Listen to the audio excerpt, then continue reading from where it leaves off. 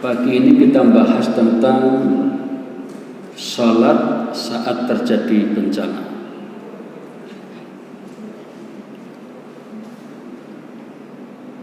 Pembahasan ini terkait dengan beberapa peristiwa yang telah terjadi, terutama ketika sekitar 4-5 tahun lalu terjadi gempa di NTB, kemudian dampaknya sampai di Pulau Bali. Pada saat itu di sebuah masjid sedang terjadi sholat berjamaah dan CCTV sempat merekam, yaitu ada seorang imam ketika masjid itu sedang goncang, sang imam tetap bertahan, berusaha untuk menyelesaikan, sementara beberapa jamaah sebagian kabur, melarikan diri atau menyelamatkan diri. Nah, pertanyaannya adalah, bolehkah kita membatalkan sholat ketika terjadi bencana? Kita berangkat dari sebuah hadis sahih Al-Bukhari. Haddatsana Al-Azraq bin Qais telah menceritakan kepada kami, Al-Azraq bin Qais qala, dia berkata, kunna bil Ahwas, suatu saat kami berada di wilayah Ahwas, nama tempat. Nuqatilu al-Hariyah, kami sedang memerangi kelompok Hariyah, kelompok Khawarij. Fabaina ana ala jufin harin, maka ketika saya berada di tepi sungai, idza rajulun yusalli, melihat seorang laki-laki sedang sholat.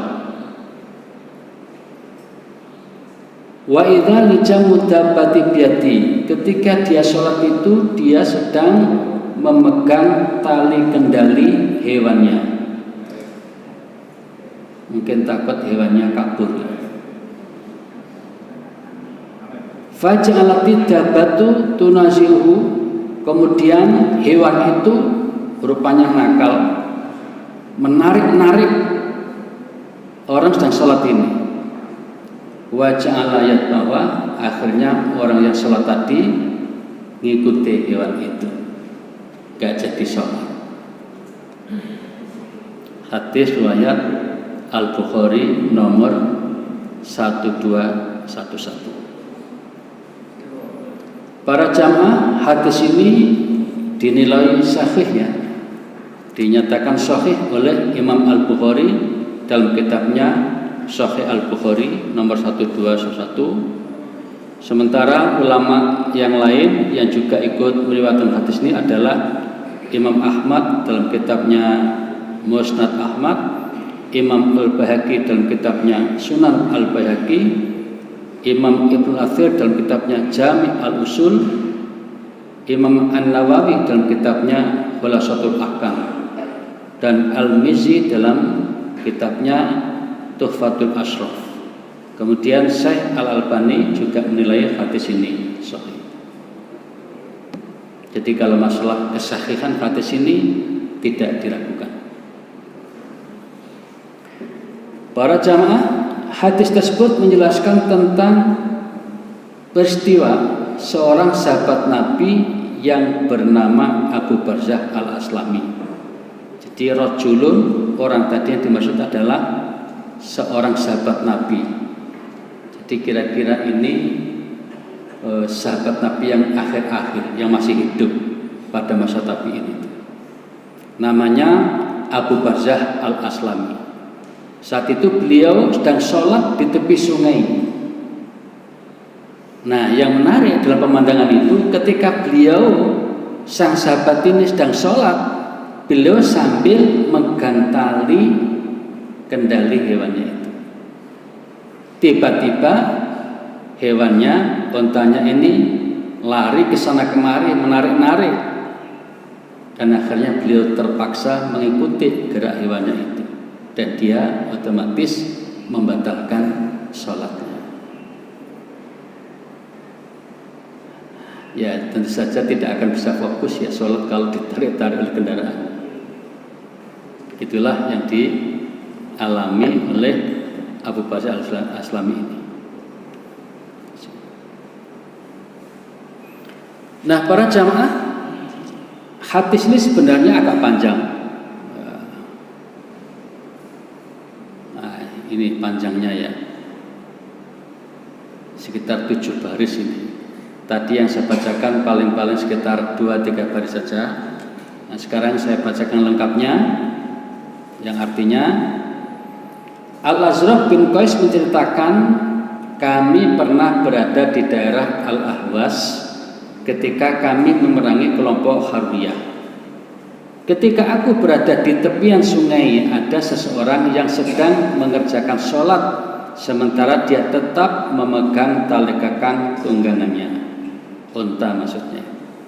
Maka hewan tunggangannya mengganggunya dengan bergerak ke sana kemari hingga ia mengikuti kemana gerak hewannya itu. Kata Syu'bah, orang itu yang dimaksud adalah Abu Barzah Al-Aslami, salah seorang sahabat Nabi yang masih hidup saat itu. Tiba-tiba seorang dari Khawarij berkata, "Ya Allah, apa yang dilakukan orang ini?" Maksudnya menganggap orang tadi itu enggak genah. Orang laki-laki yang sholat sambil megang tali dan enggak genah. Aneh, sholat kok sambil megang-megang tali, kemudian dibatalkan sholatnya.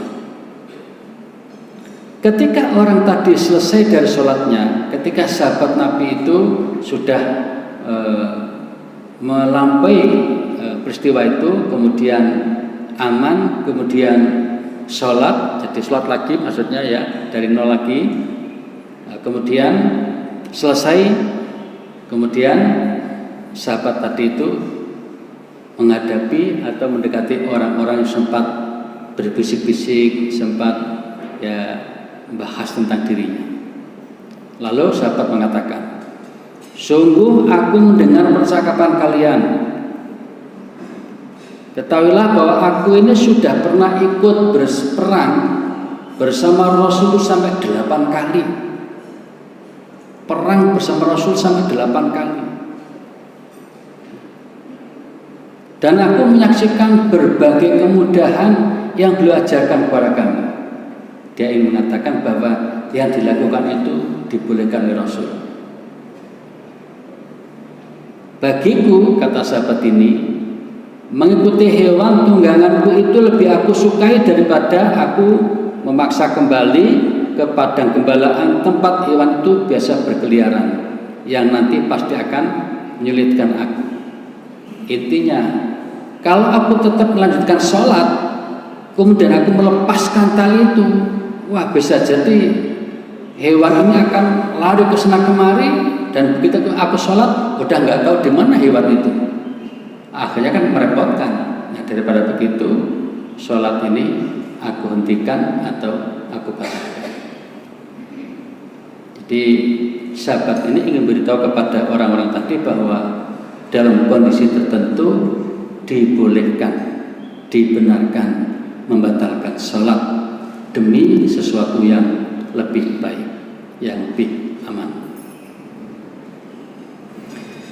Nah, Bapak Ibu yang saya hormati, para ulama fikih setelah membaca hadis tadi itu, maka kemudian hadis itu dijadikan dalil bolehnya menghentikan sholat ketika terjadi musibah yang dapat membahayakan dirinya. Ibnu Hajar Al-Asqalani dalam kitabnya Fathul Bari mengatakan, wafihi, dan di dalam hadis itu atau di hadis itu hujjatun, di situ ada dalil, ada petunjuk lil fuqaha'i, bagi para ahli fikih, fi qaulihim, dengan pendapatnya, anna kulla syai'in, bahwasanya segala sesuatu, yuhsa itlahu, yang dikhawatirkan membawa kerusakan, min mata'in, barang-barangnya, wawari dan lain-lain, maka dalam kondisi yang mengkhawatirkan itu, ketika dia sedang sholat, ya juzu waktu sholati, orang itu boleh memutus atau membatalkan sholatnya. diajli karena peristiwa yang mengkhawatirkan itu. Ini pernyataan ulama yang sangat terkenal bernama Ibnu Hajar Al-Asqalani dalam kitabnya Fathul Bari. Pada prinsipnya para jamaah, ketika seseorang sudah memulai sholat, kalau kita sudah mulai sholat, maka satu tidak boleh membatalkan sholatnya, tidak boleh. Jadi kita nggak boleh menjadikan sholat itu main-main, harus sungguh-sungguh. Kecuali kalau ada uzur, nah itu baru boleh membatalkan sholatnya. Nah, Imam Syafi'i pernah mengatakan, idza dakhala fi sholati, apabila orang sudah masuk sholat, sudah mulai sholat, al-maktubati, sholat wajib, fi awali waktiha, di awal waktu sholat itu, al-hurihi atau lainnya, mungkin di tengah-tengah atau di akhir saat itu, hurima, diharamkan, dilarang keras, qat'uha, memutus sholatnya, membatalkan sholatnya, bighairi udzurin, tanpa ada uzur. Ini jelas sekali ya. Ini pandangan Imam Asy-Syafi'i yang dikutip oleh Imam An-Nawawi dalam kitabnya Al-Majmu'. Nah, keterangan Imam Syafi'i tersebut menegaskan bahwa apabila seseorang sudah memulai sholat, maka tidak diperbolehkan atau diharamkan membatalkan sholatnya kecuali ada uzur. Ini menunjukkan bahwa larangan membatalkan sholat itu berlaku apabila dalam keadaan normal. Jadi kira-kira begini para jamaah, suatu saat kita sholat begitu ya, Allahu Akbar, tiba-tiba berubah pikiran, udah nanti saja sholatnya. Itu kan membatalkan, itu tidak boleh karena tidak ada alasan yang syar'i.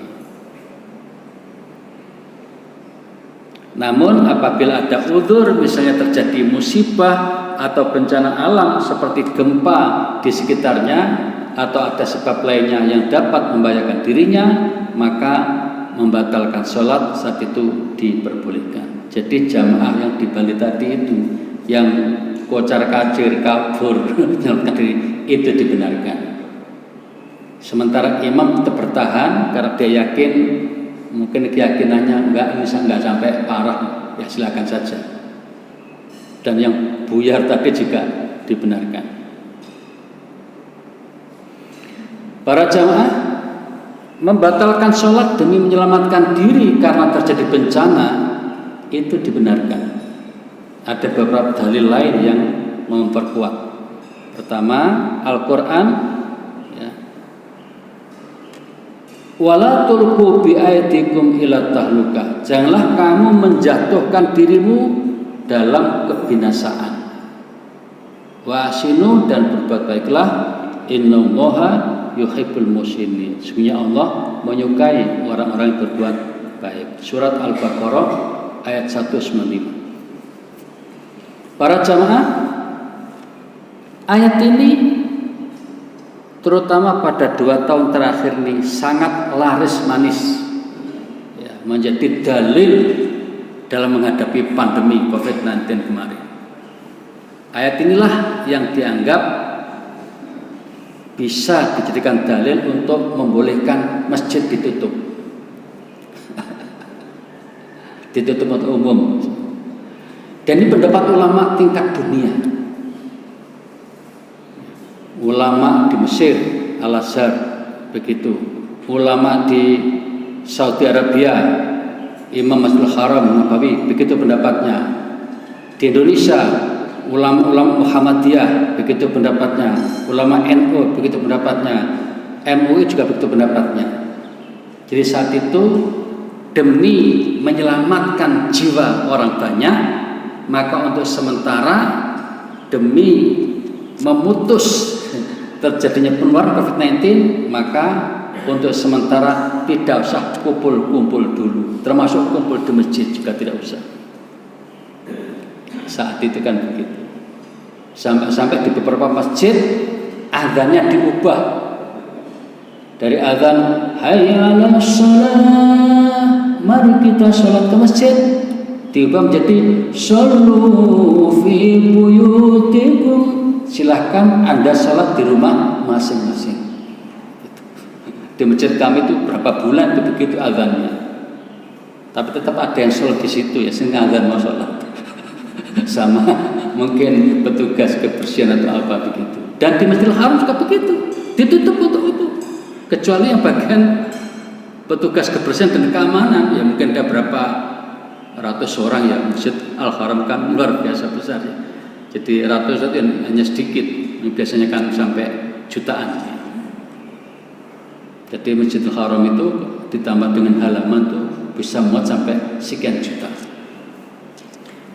Nah, para jamaah, ini pendapat ulama fikih masa kemarin itu. Ya, jadi ini salah satu alat ayat yang dijadikan dalil utama untuk membenarkan bahwa demi menghindari musibah atau kematian yang begitu banyak atau bencana yang demikian besar, maka untuk sementara sholat yang biasa di masjid dan itu menyebabkan kumpulnya orang banyak, untuk sementara sholat di rumah saja. Tentu saja pendapat seperti itu ada yang menentang ya, ada yang menentang waktu itu ya, biasa saja. Tapi kelompok kecil ya, sangat kecil ya, sangat kecil. Di negeri kita juga ada seperti itu. Bahkan sebagian warga Muhammadiyah juga ada yang menentang. Warga NU juga begitu menentang. Tapi ulama-ulama yang sangat dipercaya membenarkan berdasarkan dalil ini. Selain itu juga ada hadis yang menyatakan sabda Nabi, la dharar wa la dirar, tidak boleh membawa bahaya dan tidak boleh membahayakan orang lain. Maksudnya ketika kita melakukan sesuatu termasuk beribadah, jangan sampai membahayakan diri sendiri dan juga jangan sampai membahayakan orang lain. Kalau kita tahu bahwa kumpul-kumpul orang banyak itu rentan terjadinya penularan COVID-19, maka ya jangan lakukan. Jangan kumpul-kumpul, jangan berjamaah. Sebentar. Karena kalau kita ke situ berarti kita membahayakan diri sendiri, dan sekaligus karena masalah COVID-19 ini kan tidak bisa dilihat dengan kasat mata.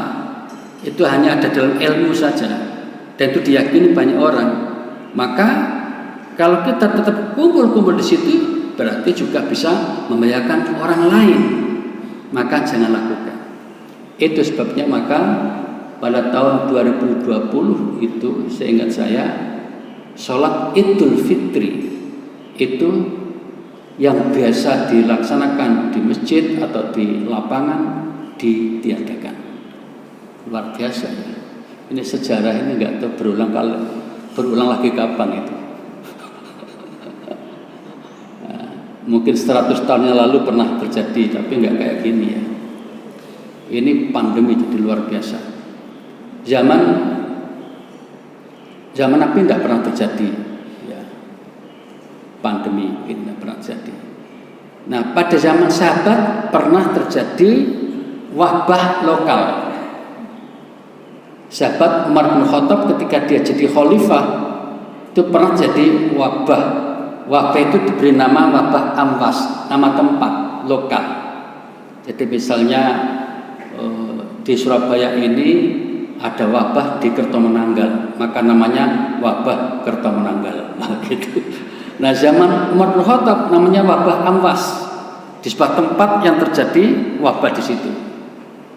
Nah, saat itu Umar bin Khattab sedang mempersiapkan perang menghadapi Romawi. Apa yang terjadi?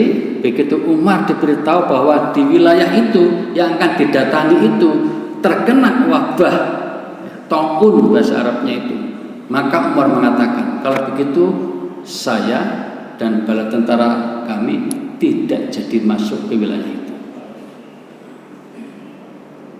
Sementara gubernurnya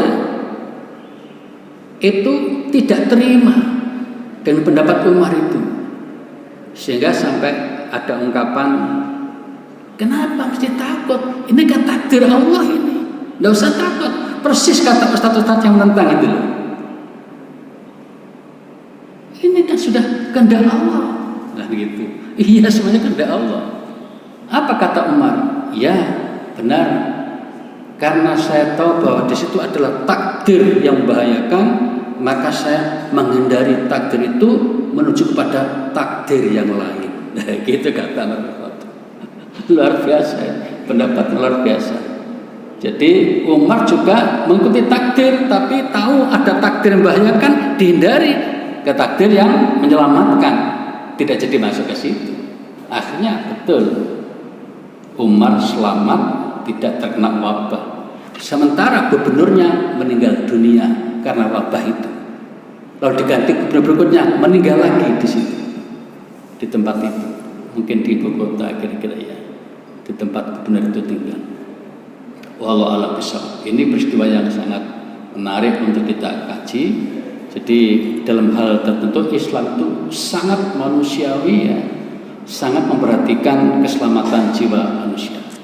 Nah, ayat tadi menyatakan jangan kamu biarkan dirimu jatuh dalam kebinasaan. Hadis ini, kamu kalau melakukan sesuatu jangan sampai membahayakan diri sendiri dan jangan sampai membahayakan orang lain. Nah, dua dalil ini yang menjadi dasar utama dibenarkannya untuk yang pagi ini, ketika kita sholat lalu terjadi bencana, demi menyelamatkan diri kita boleh memutus atau membatalkan sholat kita. Nah, berikutnya para jamaah, bagaimana pendapat ulama-ulama dulu? Ini fikih ya. Bagaimana ulama-ulama fikih dulu ketika membaca hadis tadi dikaitkan dengan masalah bahaya yang ada di sekitarnya? Bolehkah seseorang membatalkan sholatnya ketika terjadi bencana? Ini ulamanya bernama Ibnu Rajab. Ya, Ibnu Rajab ini seorang ulama yang hidup 700 tahun yang lalu, sekitar abad 14 Masehi.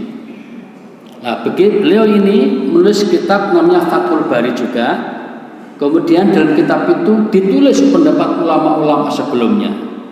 Ulama-ulama yang kira-kira zaman sekarang hitungannya sekitar 1000 tahun lalu. Jadi kalau beliau itu 700 tahun yang lalu, berarti yang dikutip kira-kira 300-400 tahun yang sebelumnya. Nah, ini pendapatnya ulama-ulama yang dikutip oleh Ibnu Rajab. Abdul Razak telah meriwayatkan di dalam kitabnya dari Muhammad, dari Al-Hasan, dari Qatadah ya, terkait seorang laki-laki yang saat mendirikan sholat binatang tunggangannya pergi atau diserang oleh binatang buas. Bagaimana ketika orang itu sedang sholat, dia membawa hewan, kemudian dia tahu hewannya itu akan diserang oleh serigala. Bolehkah dia membatalkan sholatnya demi menyelamatkan hewannya itu? Dijawab oleh ulama ini, boleh. Dan dia boleh membatalkan atau memutuskan sholatnya. Ini bahasa Arabnya. Kemudian lagi dari Muhammad dari Qatadah, dia berkata, saya telah bertanya kepadanya, saya katakan ada seorang laki-laki sholat, lalu dia melihat seorang bayi balita di pinggir sumur. Dia khawatir kalau balita itu akan jatuh ke dalam sumur itu. Bolehkah dia pergi menyelamatkan itu dan memutus membatalkan sholatnya? Dijawab boleh. Ya, ini untuk suasana daerah-daerah yang punya sumur ya. Kalau kita di sini, mungkin kalau boleh saya berikan perumpamaan yang agak mirip. Misalnya Bapak Ibu kita sholat duha di rumah, sementara kita melihat ada anak kita yang sedang memegang pisau, dan di situ ada temannya. Lalu kita mendengar ada pertengkaran. Dugaan kita kalau kita biarkan, mungkin anak-anaknya akan bercekcok, bertengkar dengan menggunakan pisau itu, akan berdarah-darah jadinya.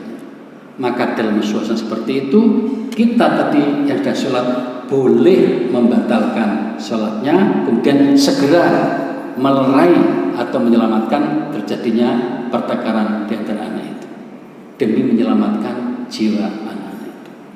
Ini yang agak mirip. Ini teks Arabnya ya.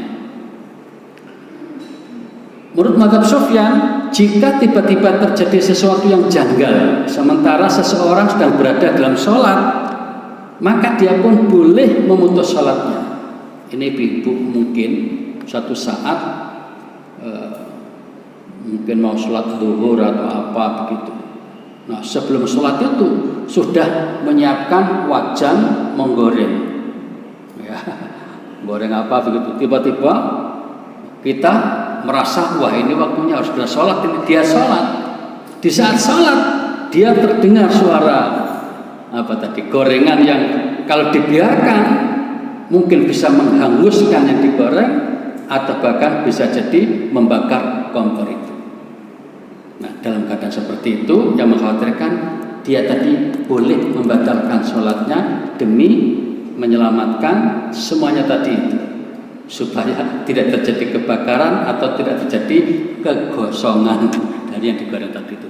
Boleh. Habis itu dia setelah aman baru sholat dimulai lagi. Menurut mazhab Malik, bagi orang yang binatang tunggangannya lepas sementara ia dalam keadaan sholat, maka ia berjalan mendekatinya jika tunggangan tersebut di hadapannya atau berdekatan dengan dia sebelah kanan kirinya. Tapi jika jauh, maka dia ya nggak apa-apa membatalkan sholatnya untuk mengejar hewan itu. Para jamaah harap dimaklumi, suasana satu belum ada kendaraan yang berupa sepeda, mobil, sehingga contohnya hewan-hewan semua. Jadi bayangkan ini 1000 tahun yang lalu, bahkan 1400 tahun yang lalu.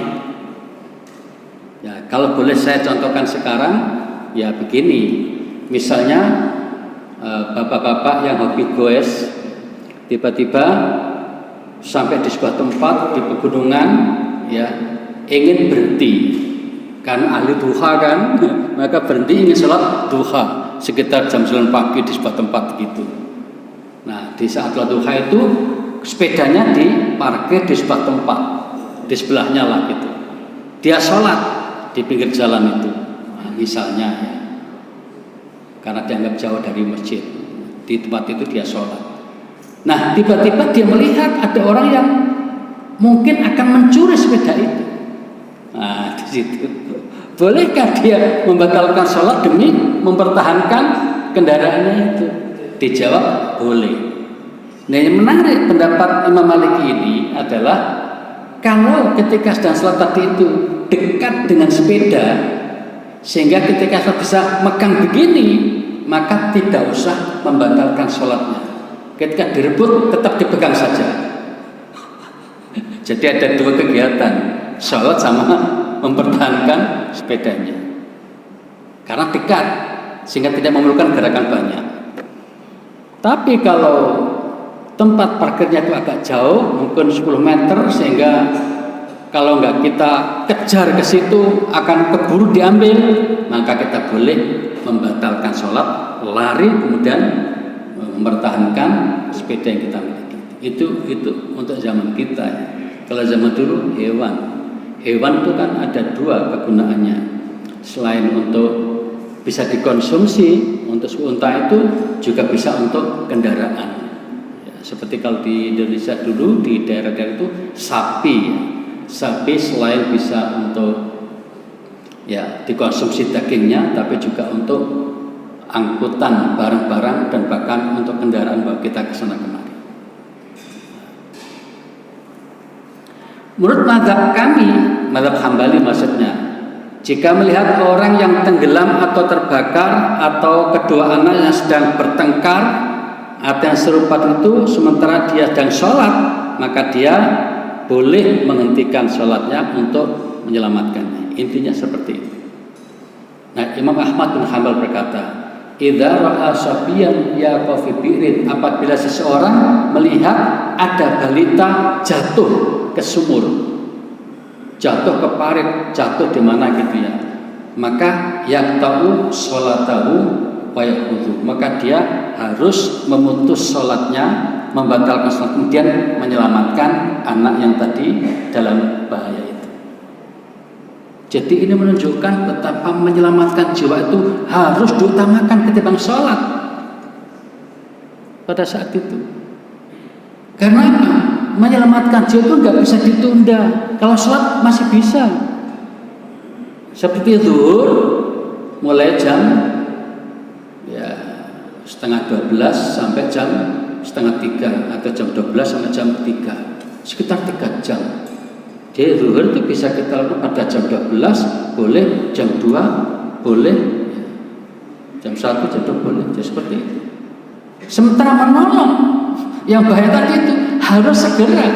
Kalau nggak segera, nggak jadi nolong, berarti membiarkan orang meninggal.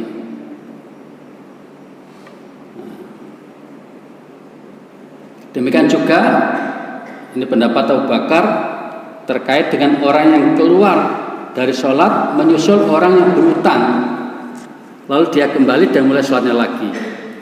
Jadi ini pendapat yang agak lucu, tapi masuk akal ya. Jadi misalnya begini para jamaah, saya pernah membantu teman untuk minjami uang 10 juta. Teman ini janji ya paling lama nanti setengah tahun akan saya kembalikan pinjamannya itu. Setelah setengah tahun nggak ada berita sama sekali. Dan ada kesan ini ngemplang ini, udah ditolong-tolong tapi nggak mau segera untuk membayarnya. Tiba-tiba para jam nggak diduga, pas dia sedang sholat, melihat dia di masjid itu juga sedang sholat. Nah, kan gitu ceritanya. Begitu dia melihat kita sedang sholat, maka dia lalu pergi nggak jadi sholat. Pada saat itu para jamaah, kita yang sudah sholat boleh membatalkan sholat, mengejar orang itu untuk membereskan hutang piutang, sampai seperti itu. Dalam satu hutang.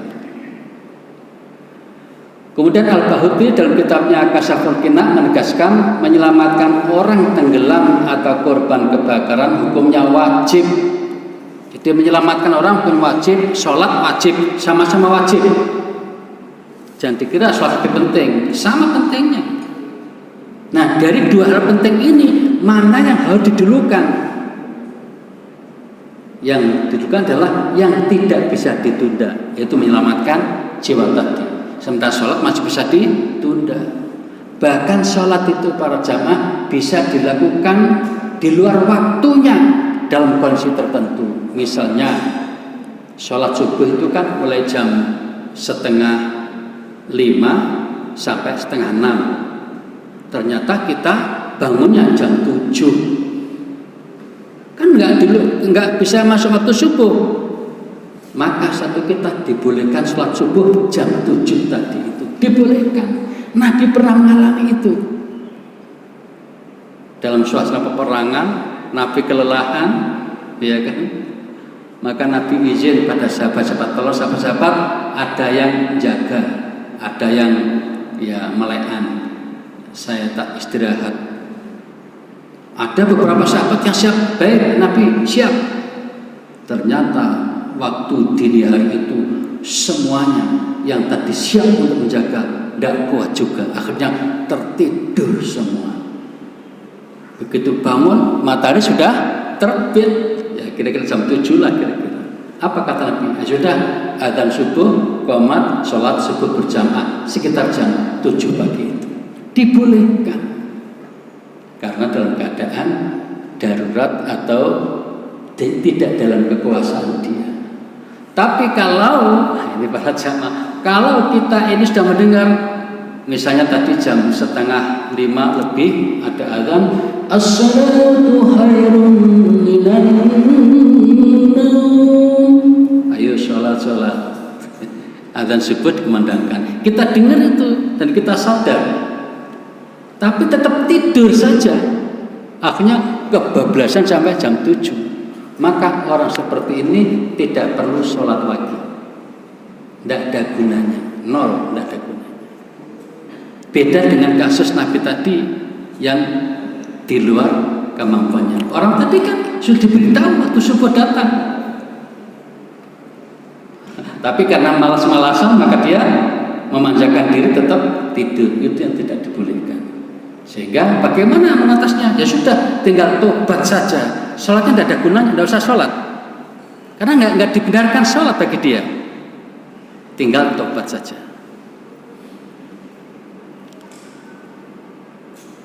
Nah, para jamaah, ada sebuah kaidah fikih yang menyatakan darul mafasid aula min jalbil masolih.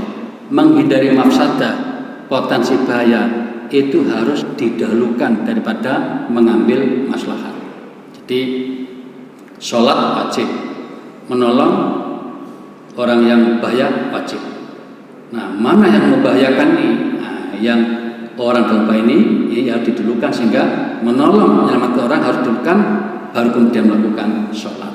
Sholat bisa ditunda pada waktunya, bahkan boleh dilakukan di luar waktu kalau dalam keadaan terpaksa.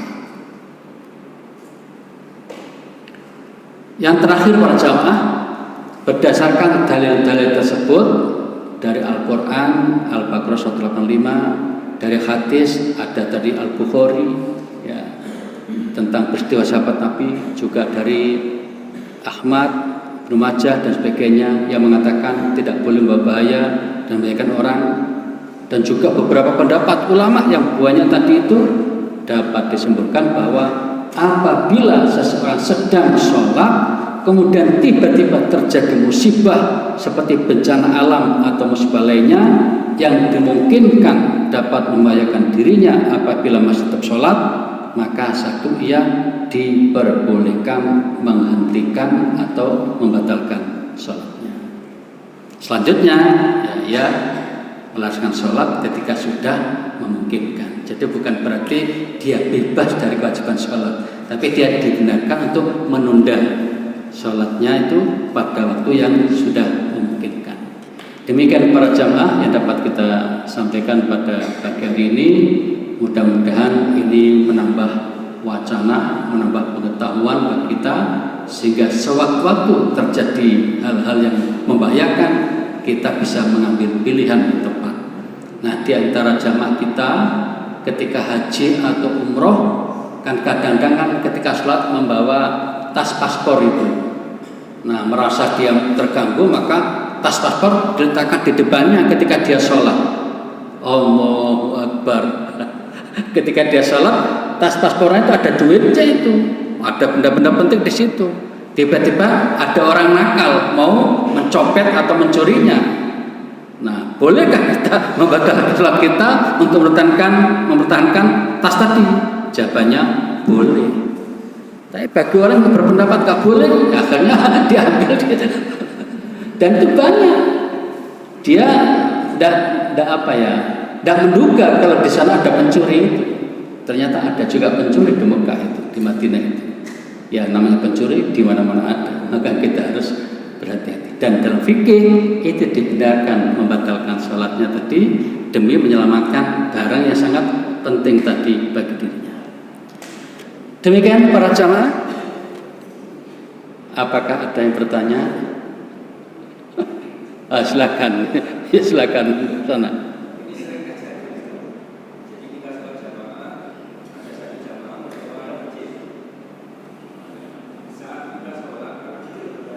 Oh iya.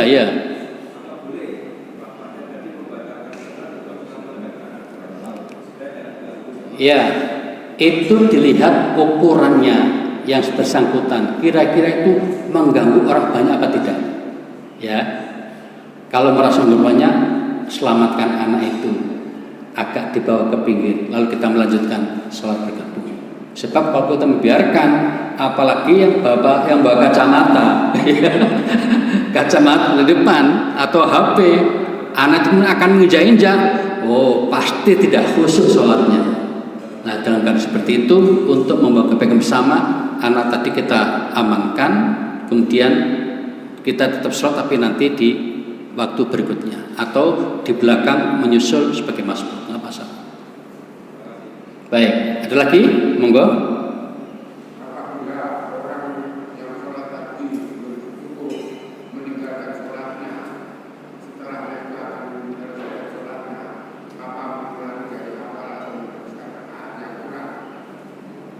Oh, dia sholatnya mulai pertama lagi.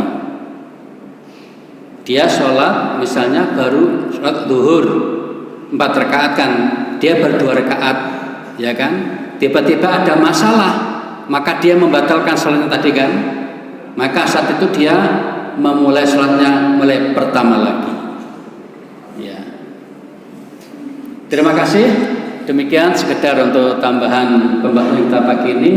Kita mohon kepada Allah semoga kita senantiasa dibimbingnya ke jalan yang benar, ke jalan yang lurus sesuai petunjuk Allah dan Rasulnya. Mari kita akhiri dengan doa kafaratul majlis. Subhanallahumma bihamdika asyhadu an la ilaha illa anta astaghfiruka wa atubu ilaik. Terima kasih. Mohon maaf. Wassalamualaikum warahmatullahi wabarakatuh.